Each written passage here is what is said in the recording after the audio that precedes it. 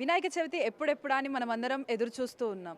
వినాయక చవితి మరికొన్ని రోజుల్లో రాబోతుంది. ఈ నేపథ్యంలో ధూల్పేటలో మనకి వివిధ రకాల వినాయకులు దర్శనమిస్తున్నారు. ఇప్పుడు మనం చూసుకున్నట్టయితే నా వెనకాల లంబోదరుడిని చూస్తే మంచి రంగులు వేసి ఇక్కడ వినాయకుడి వెనకాల పంచముఖ శివయ్యతో దీన్ని డెకరేట్ చేయడం జరిగింది.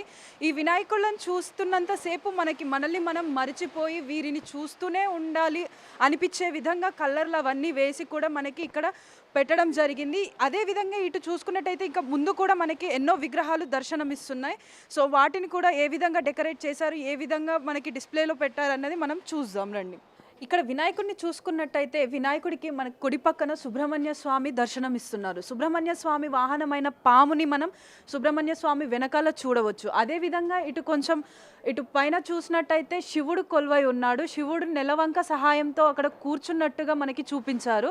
అదేవిధంగా మనం వినాయకుడి కిరీటం పైన చూసుకున్నట్టయితే శ్రీకృష్ణుడు పిల్లన గ్రోవి పట్టుకొని నిర్మలంగా కనిపిస్తున్నాడు. అదేవిధంగా ఇటు ఎడమవైపు చూసుకున్నట్టయితే వినాయకుడి వాహనమైన మూషికాన్ని ఇక్కడ ప్రతిష్ఠించడం జరిగింది. సో ఈ విధంగా ఇవే కాకుండా ఇంకా మరెన్నో రకాల థీమ్స్ తోటి మనకి ధూల్పేటలో వినాయకులను అయితే తయారు చేసి ఇక్కడ మార్కెట్లోనైతే ప్రదర్శించడం జరుగుతుంది. కెమెరామ్యాన్ శ్రీనుతో Shravani, big TV, Hyderabad. For more videos like this, subscribe Big TV channel.